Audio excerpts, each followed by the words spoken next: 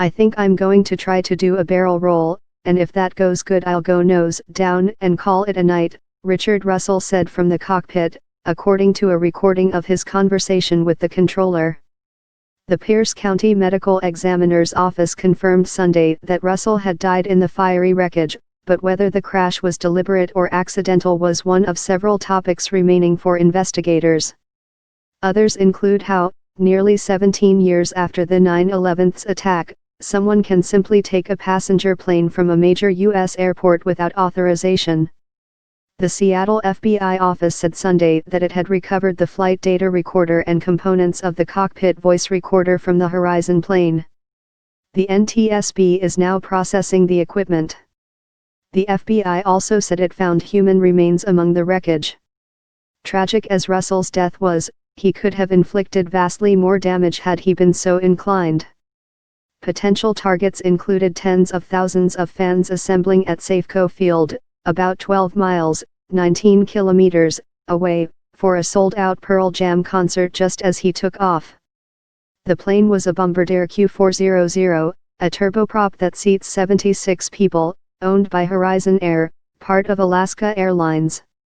It had been parked at a cargo and maintenance area for the night after arriving from Victoria, British Columbia, earlier in the day. Authorities said he used a tractor to rotate the plane 180 degrees, positioning it so that he could taxi toward a runway. They said it's not clear whether he had ever taken flight lessons or used flight simulators, or where he gained the skills to take off.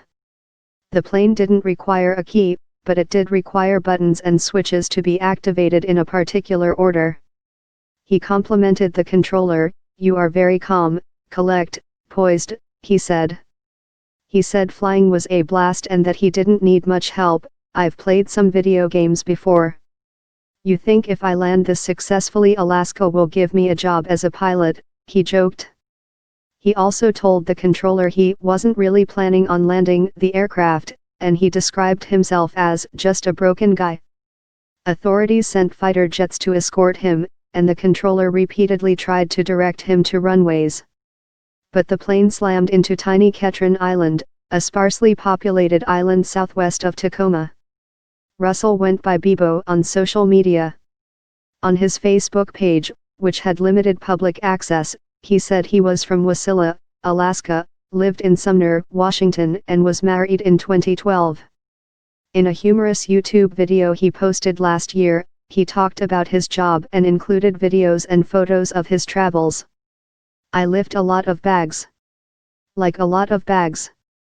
So many bags," he said. Russell's family said in a statement that they were stunned and heartbroken. They said it's clear Russell didn't intend to harm anyone, and he was right in saying that there are so many people who loved him.